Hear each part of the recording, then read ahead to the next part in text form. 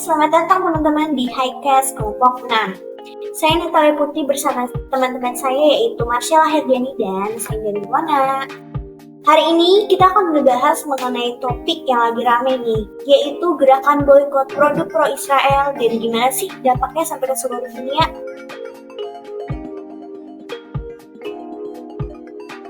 Jadi kita semua tahu, ini tuh emang topik yang bikin heboh. Kita mau mulai dari mana sih sebenarnya gerakan boykot ini? Oke teman-teman, kita buka segmen pertama nih, yaitu pengenalan tentang gerakan boykot produk pro-Israel.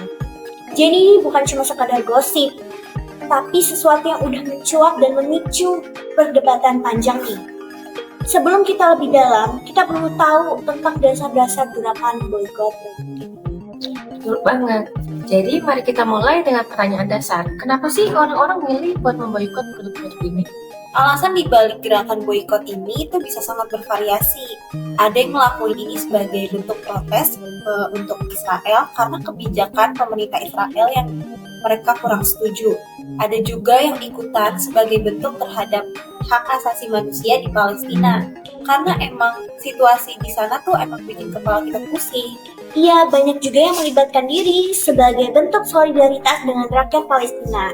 Jadi, gak cuma soal politik atau ekonomi, tapi juga soal moral dan empati.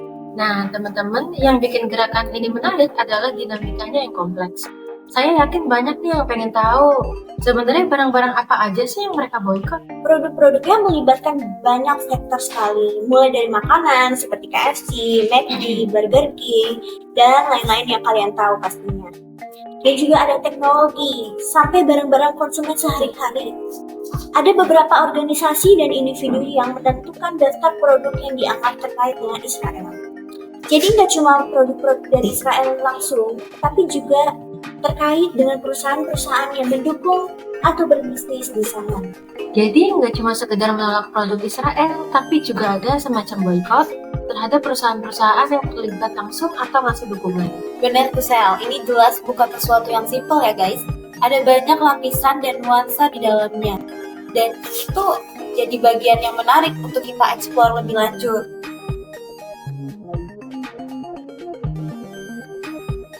Sekarang kita masuk segmen kedua nih, yaitu ngebahas dampak dari gerakan boykot produk pro-Israel khususnya di tingkat lokal. Kita tahu bahwa gerakan ini bisa bikin gejolak, tapi apa sih konsekuensinya di tanah air Israel sendiri? Di level lokal, efek dari gerakan boykot ini bisa merambah ke berbagai sektor, terutama ekonomi. Kita lihat aja, banyak perusahaan di Israel yang sangat bergantung pada ekspor produk mereka. Kalau ada gerakan boykot, tentu saja itu bisa langsung merusak perekonomian mereka. Nah, selain dari sisi ekonomi, gerakan boykot ini juga menciptakan tekanan politik. Beberapa pihak di dalam negeri mungkin bakal ngerasa terdesak nih buat ubah kebijakan atau pendekatan yang bakal mereka ambil. Bisa jadi, tapi nggak cuma itu teman-teman. Kita juga perlu lihat gimana dampaknya ke masyarakat lokal, ke orang-orang biasa di sana.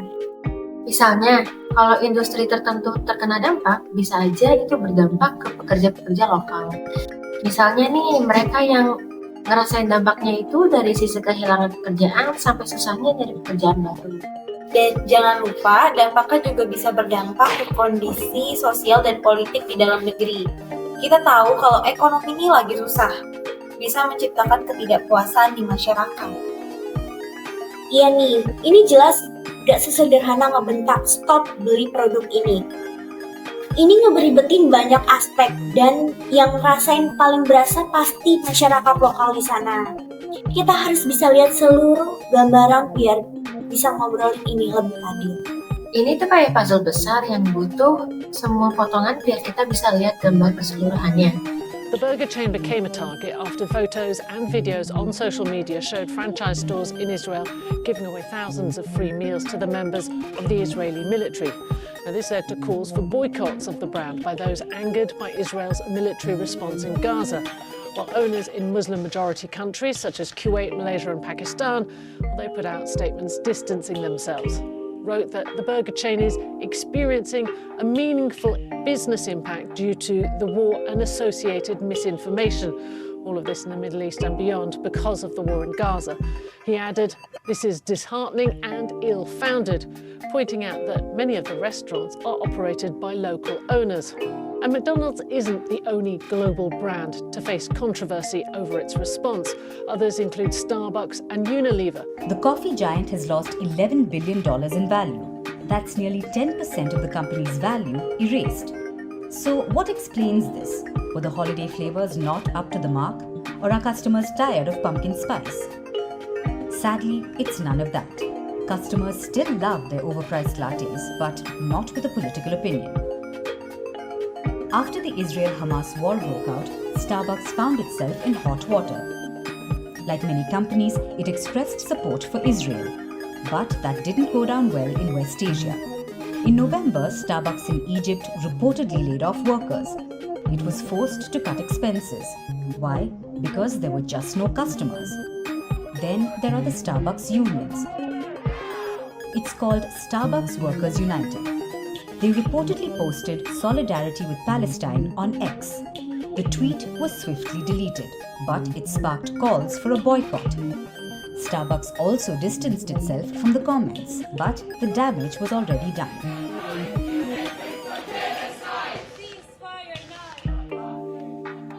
Then came the strikes. Starbucks workers are unhappy with their jobs. They feel they're underpaid, understaffed, and don't have enough rights. So they decided to strike, not in one store, but in 200 stores across America. The result? Slow sales during the holiday season. Even though I work at a store that supposedly pays better, they've been withholding card tip from us. So the amount of money you make is not enough to make rent. It's not enough to get groceries. All of this has contributed to Starbucks' woes. Stocks have declined for 12 consecutive market sessions.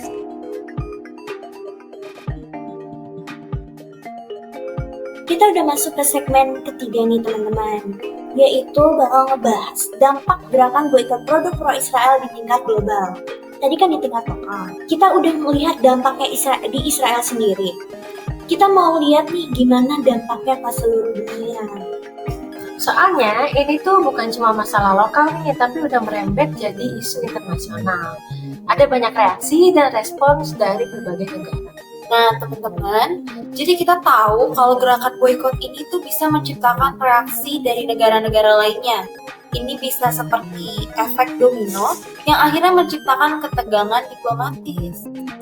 Dan ketegangan ini nggak cuma soal diplomatik, tapi juga bisa berdampak ke hubungan ekonomi antar negara. Mungkin ada negara-negara yang mendukung gerakan boikot dan ada yang malah nggak setuju sama gerakan ini. Dan jangan lupa teman-teman, ada juga perusahaan-perusahaan multinasional yang terlibat di sini. Mereka mungkin bakal ngerasain dampaknya dari sisi reputasi dan juga bisnis mereka. Iya, dan ini bisa memaksa perusahaan-perusahaan itu untuk revaluasi posisi mereka terkait konflik Israel dan Palestina. Kadang mereka bahkan dihadapkan pada dua pilihan yang sulit nih guys. Apakah mereka bisa lanjutin bisnis di sana atau mengubah pendekatan mereka? Nah, kita juga harus lihat dampaknya ke masyarakat global, terutama konsumen. Bisa aja mereka lebih memilih buat nggak dukung produk-produk yang terkait dengan konflik ini. Ini efeknya langsung dari gerakan boikot yang bisa mencapai berbagai negara. Nah teman-teman, di sini kita mulai lihat nih betapa kompleksnya dampak gerakan boikot ini. Bukan cuma soal memilih nggak beli satu produk aja, tapi jauh lebih luas dan berdampak di banyak sektor. Kita nggak bisa lupain juga, ini bakal menciptakan diskusi yang kompleks di forum-forum internasional. Negara-negara dan lembaga-lembaga global bakal turut ambil bagian dalam perbincangan ini. Kita udah bahas nih beberapa sisi dari gerakan boikot produk pro-Israel dan dampaknya. Sebelum podcast kita berakhir, ada pesan terakhir nggak nih dari kalian? Menurut aku, penting banget buat diingat guys. Kalau ini emang isu yang complicated. Ada banyak sudut pandang yang bisa dilihat. Semoga diskusi di podcast ini bisa bantu pendengar memahami kerumitan dari topik ini. Terima kasih ya buat teman-teman yang udah stay tune di Highcast kelompok 6. Sampai jumpa! Renewed attention on BDS comes as protesters demand a permanent ceasefire in Gaza, hoping that companies feeling the pinch will apply pressure on political leaders to end Israel's war on Gaza.